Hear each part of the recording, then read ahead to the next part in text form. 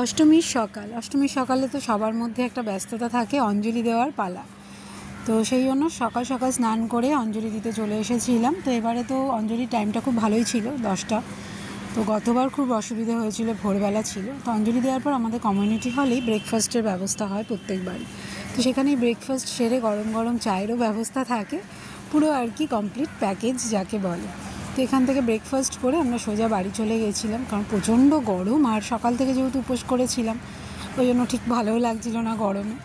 তো তারপর বাড়িতে কিছুক্ষণ বিশ্রাম করে তারপরে আবার দুপুরে লাঞ্চের জন্য এসেছি। তখন সন্ধি পুজো হচ্ছিল, সেই জন্য সন্ধি পুজোতেও আপনাদের সঙ্গে একটু শেয়ার করে নিলাম। আর আমার মেয়ে সন্ধি পুজোর যে প্রদীপ জ্বালানো হয় 108টা, সেটারও একটা প্রদীপ জ্বালিয়েছিল। মানে ওই মুহূর্তটাতেই আমরা এসে পৌঁছেছিলাম, অ্যানাউন্স করে তো সেই বুঝেই এসেছিলাম যাতে সন্ধি পুজোটা একটু দেখতে পারি।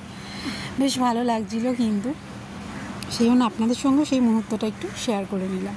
তো তারপরে আবার যথারীতি লাঞ্চ সারলাম। তো আবার তো সেই লুচিই ছিল। অষ্টমীর দিন এই একটা সমস্যা হয়, সকাল বিকেল সবসময় লুচি খেতে হয়। আমার না খুব একটা লুচি হজমও হয় না, খুব একটা ভালোও লাগে না খেতে, কিন্তু ওই একটা দিন একটু অ্যাডজাস্ট করে নিতে হয়, এই আর কি।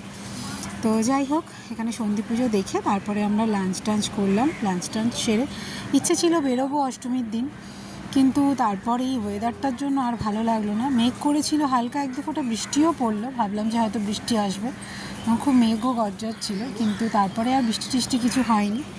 তারপরে সন্ধেবেলা একটু বেরিয়েছিলাম। তো আমাদের ব্লকেই প্রতিদিনই ফাংশন হয়, তো সেখানে ছোটো ছোটো কচিকাচাদের কিছু গান নাচ হচ্ছিল, সেটা আপনাদের সামনে তুলে ধরলাম।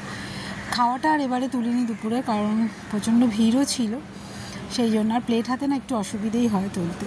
তো যাই হোক, অষ্টমীর দিনটা আমাদের কিন্তু ঘরে বসেই মোটামুটি কাটলো। আমরা বেরোইনি, একটু বিশ্রাম করে আর ওয়েব সিরিজ দেখে খাওয়া দাওয়া করে গল্প করে কাটিয়েছি। আপনাদের কেমন কাটলো অবশ্যই জানাবেন।